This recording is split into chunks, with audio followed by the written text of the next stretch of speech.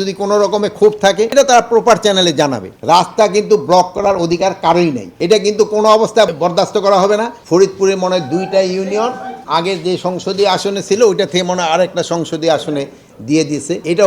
এটা আমাদের সাথে এটা কোনো সম্পর্ক নাই, এটা হলো ইলেকশন কমিশন এটা তারা করছে এবং এটা তারা পরে আবার তাদের শুনছে যুক্তিতর্ক দেওয়ার পরও তারা সবাই বসে এটা নির্ধারণ করছে। এখন এই নির্ধারণটা নিয়ে ওই এলাকার লোকজনের ভিতরে একটাই তাদের যদি কোনো রকমের ক্ষোভ থাকে এটা তারা প্রপার চ্যানেলে জানাবে, কিন্তু এটার জন্য এই জনগণকে ইসের ভিতরে নিয়ে আসা এটা কিন্তু কোনো অবস্থায় যুক্তিযুক্ত না। এগুলো জনগণের কিন্তু ভোগান্তি হচ্ছে। পদ্মা সেতু, মেট্রো রেল এবং এলিভেটেড এক্সপ্রেসওয়ে নির্মাণের গর্বিত অংশীদার বসুন্ধরা সিমেন্ট। এই 2টা ইউনিয়নে কতজন লোক আর কতজন ভোটার আর কত প্রায় লাখ লাখ লোকের কিন্তু আপনি জিম্মি করে রাখছেন, এটা কিন্তু কোনো অবস্থায় বরদাস্ত করা হবে না।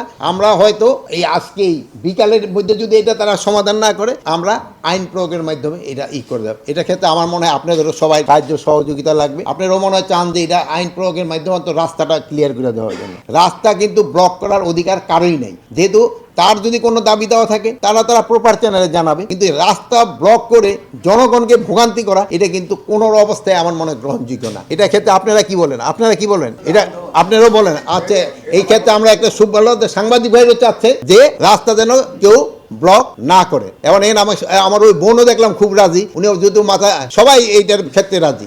আচ্ছা, এটা সবার ক্ষেত্রে প্রয়োগ করা হচ্ছে। এই সাংবাদিক ভাই আরো একটা ভালো কথা বলেছে, কাউকে ছাড় দেওয়া উচিত না, রাস্তা ব্লক করলে কাউকে ছাড় দেওয়া উচিত না।